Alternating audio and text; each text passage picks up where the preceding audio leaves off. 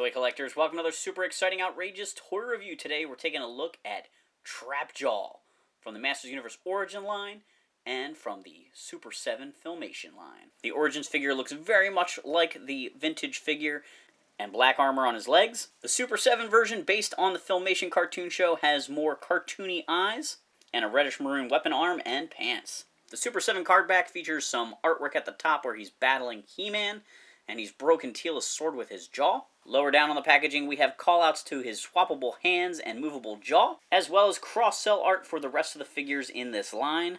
He-Man, Orko, Prince Adam, Teela, Man-at-Arms, She-Ra, Skeletor, Merman, Hordak, Beastman, and Trapjaw. The Origins figure features some artwork on the back that's much more reminiscent to a modern comic book style of art. I love that he's using the little ring on his head on a zipline like in the vintage commercial. The lower portion of his package shows off that Trapjaw has interchangeable weapons and an opening and closing jaw, as well as cross-sell art for other characters in the line, including He-Man, Manny-Faces, Orko, Skeletor, Trapjaw, and Scareglow. Here we've got the two figures out of the package, and it's time to take a closer look, starting with the Super 7 figure. Here we've got the Super 7 Trapjaw out of the package. I don't mind the maroon coloring on the figure, making his boots match his helmet, but the gun arm always kind of bugs me a little bit. It's show accurate, but it just looks a little bit odd. So you can see he's got his gun blaster on there. He also comes with the hook and the pincher hand that are interchangeable. The weapons do have the little hooks on them, but of course his belt doesn't have a place to attach them because in the cartoon show it didn't work that way. I do really like the look of his face, having that cartoony humanoid look. It's very comedic and funny, and I kind of like that style equally as much as I like the scary classics or even Origins style. I really like the cartoony face when it comes to Filmation and the bumbling idiot henchman personality. Triclops has his little hole at the top of his helmet and his articulated mouth. That works pretty well. He's got articulation at the shoulders, and because this is a retro style figure, that's it. He does have the little shoulder cover here, and he has the pull back power punch action. Bam. He's got a little belt on over his loincloth that is a separate piece, but there's no real way to remove it. That just covers up kind of a reused He-Man belt that's underneath there. His legs have the padding on the top here, and then the lower boot covers. The one weird thing is that this hip is really loose, and this one is tight and hard to move, kind of like all of these guys usually are. So I don't know if this one's defective or what. I took them straight out of the package and was really shocked at how easy this leg moves. In some ways, I don't mind it because these ones are so hard to move, but also it just feels like there's something wrong. I don't know what's going on there. You can interchange his weapons. Very easy plug and play action. When you put the blaster on, man, that arm looks so crazy long. What's your default weapon for Trapjaw? And here we have the Origins Triclops. He's got a little bit more of that scary look to his face, like the classics had. Of course, inspired by the original action figure, having the all-black arm, all-black pants. He looks pretty good. I really do like this figure. The whole line has been pretty great.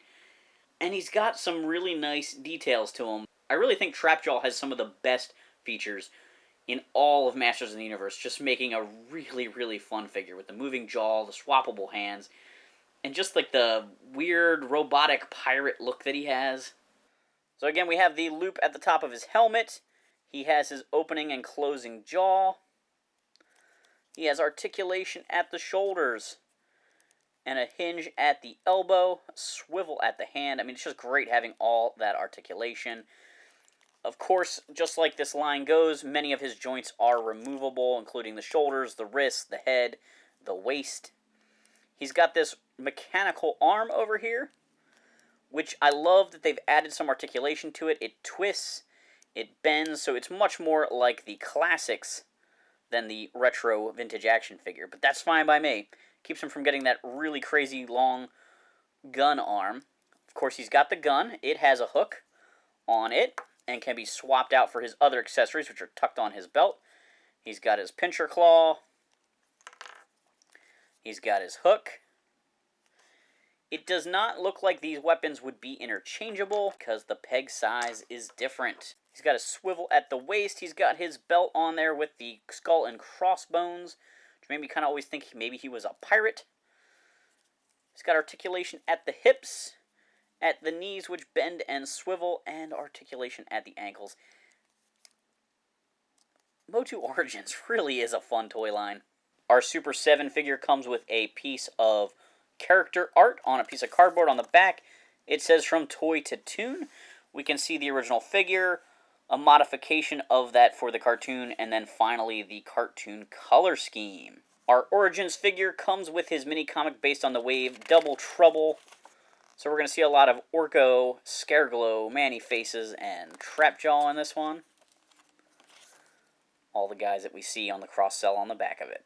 How do I decide which one I like the most? In the comments down below, let me know which one of these guys you like the most. But my verdict goes to Origins. I love them both.